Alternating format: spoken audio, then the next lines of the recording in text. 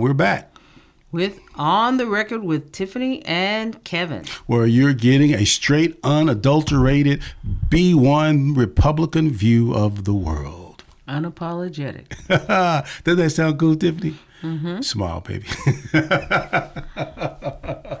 All right. So business, that's what we want to talk about right now. So business right now in COVID is hard. Don't you think? I think it Well, I think we're recovering. Mm-hmm. I think some cool things came out. I always tend to approach the world from an optimistic point of view. Kevin is like, this sucks.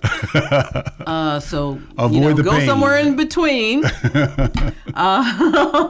But what I see and what a lot of our counterparts see is that there are some good things that came out of this. One, we realized that the workforce is far more adaptable than one would think, right? So some of the major Fortune 500 saw more productivity in their workforce being at home than they did even with workforce being in the office. Now, hold on now. See, now they got a problem because they're having a hard time getting a lot of those people back. Now that has become problematic. We also saw things like in healthcare, some new ways of dealing with healthcare emerge. And that was telemedicine. Yeah, telemedicine really that's been a game changer. Yeah, it really has been. And it's given patients. It's wonderful for patients because you have greater patient choice. You know, at the moment there are shortages, right? We're experiencing shortages in doctors. We're experiencing shortages in nurses. Mm-hmm. Well, we knew prior to the pandemic that there were shortages in certain specialties, like nephrology is one of those, the study of kidneys. There's a shortage in nephrologists. Well, having telemedicine means that in rural areas, now you can see a specialist that you weren't necessarily able to see prior to this. But also in mental health, right? In mental health, you're able to do telemed, right? We have an in-law who's a psychiatrist, right? And I thought, that's a stupid. Why he should have did something else, right? Oh, he's a smart one, right? Because you can't get in to see a psychiatrist. Oh, right now. He's a smart one. There aren't that many. Like you would think, oh, we're in a major metropolitan city. There's tons and tons of psychiatrists. Well, there aren't that many psychiatrists. There aren't that many pediatric psychiatrists. There aren't, it's just not as prevalent as one would think.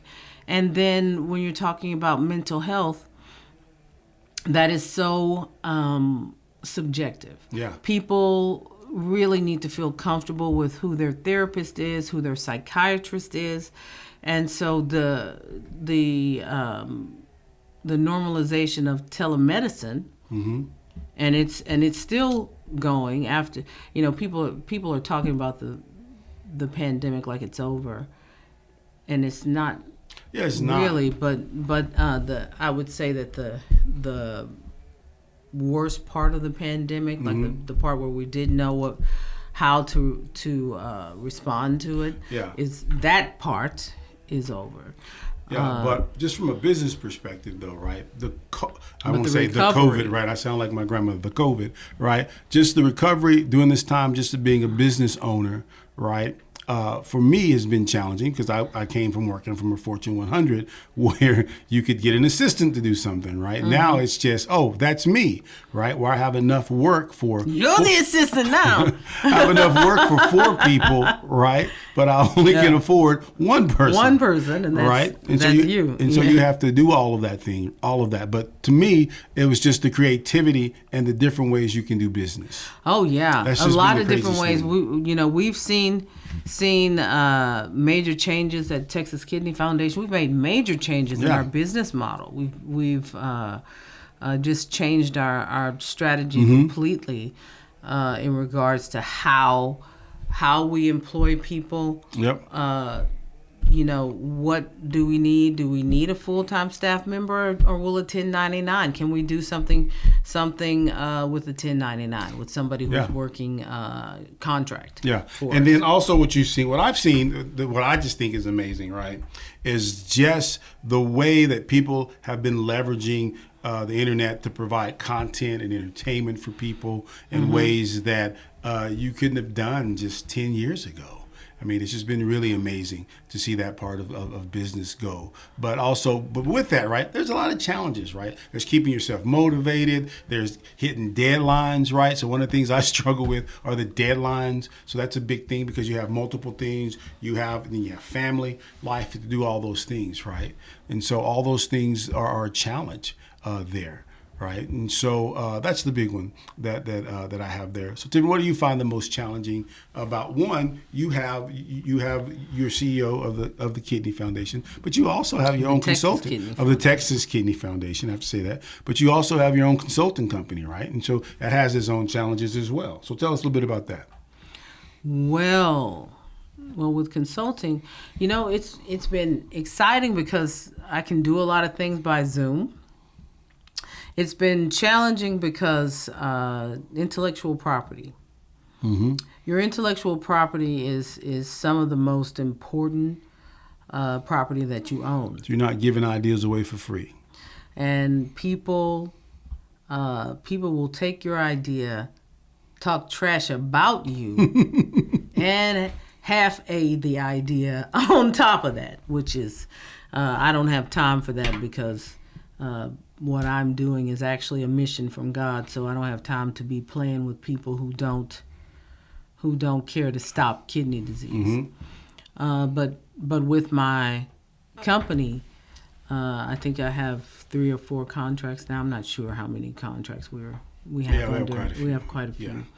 3 or 4 new ones, and just looking at how to conduct business and talking to people on this, this side of the world and other parts of the world. It's really, the world has gotten smaller. Yeah, you can affect a lot of change. I'm working on a project in Italy right now, and it's,